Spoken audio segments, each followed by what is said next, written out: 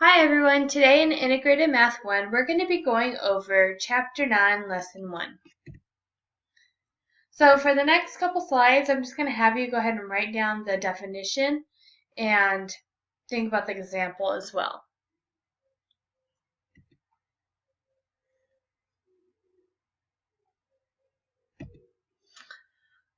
Alright, so let's go ahead and look at this example. At a local university, a random sample of 40 scholarship applicants is selected. The mean grade point average of the 40 applicants is calculated. So the first thing we want to do is to go ahead and find out our sample. If we're looking here, we can see that we're talking about 40 scholarship applicants. And that's what my sample is going to be, because that's what I'm looking at. The population is going to be, what are we looking at as a whole? So in this case, we're looking at every scholarship applicant at the university specifically. Because it doesn't say that we're looking at from different universities, we're just talking about this university in particular. Next thing we want to find is our sample statistic. If we are looking for a sample statistic, that's going to be what they gave us as well. They're always going to give us this. So in this case, it's going to be the mean grade point average of the 40 applicants. And our population parameter is actually going to be, think about it again, remember our population is every scholarship applicant at the university. Well, our population parameter is going to be the mean grade point average of every scholarship applicant at the university. Now let's try this next example. A stratified random sample of registered nurses is selected at all hospitals in a 3-county area, and the median salary is calculated. While the sample that we are looking at is going to be the random sample of registered nurses, because they don't specifically say how many registered nurses we're talking about.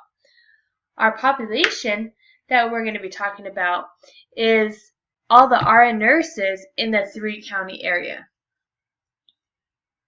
That's the more broad population that we're looking at.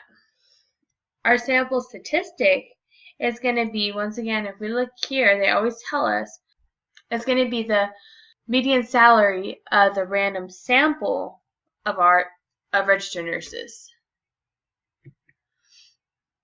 And the population parameter is going to be the median salary of all the registered nurses in the 3-county area for this case.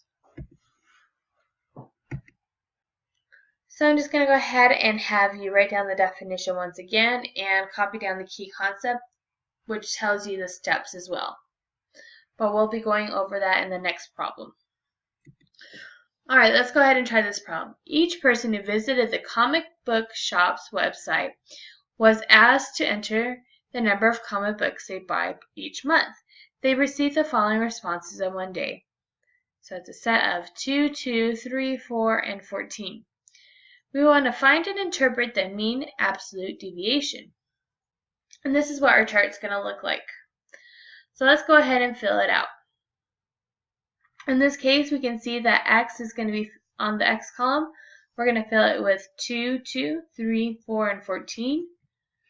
Just like this. And I'm just going to keep on adding these lines here so you can see them. And the next part that we want to do here is we want to go ahead and find the average. So I want to do 2 plus 2 plus 3 plus 4 plus 14.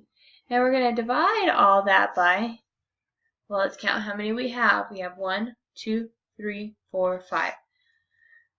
Remember, when we're finding the average, we add them all together and we divide by the number of points that we were averaging. In this case, it was 5. So when we add these together, we're going to get 25 over 5, which gives us 5. So for each in this column, we're just going to add 5 all the way down, just as we have here. Now for the next column, as you can see, we're going to have the average x minus x. This will be shown as like 5 minus 2, which will give us 3. And that'll be the same here. 5 minus 3, which will give me 2. 5 minus 4, which will give me 1. And 5 minus 14, which will give me negative 9, as you can see right here. However, we're not done quite there. So we're not done right here. The next thing that we want to do is we're going to actually make another column so that we can get the absolute value of the average x minus x, as you can see here. So the absolute value of positive 3 is 3. Same here. The absolute value of 2 is positive 2. The absolute value of 1 is 1. The absolute value of negative 9 is going to be 9. So we're not done here. We need to go ahead and find the average of this column here.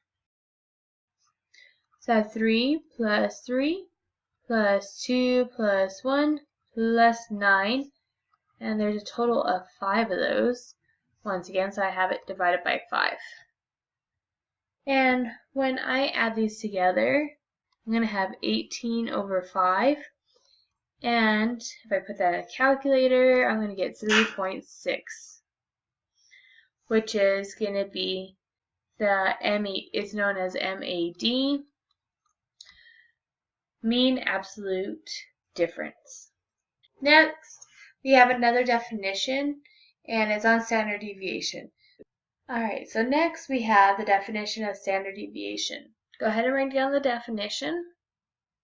Notice how, for our example, we have low standard deviation, which is like when they're all clumped up in one spot. And high standard deviation, notice that they're all over the place, all the different points.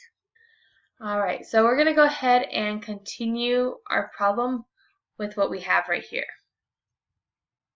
So from here, what we want to do is we want to square those. And like I said, this is going to be using the same kind of chart from the previous one.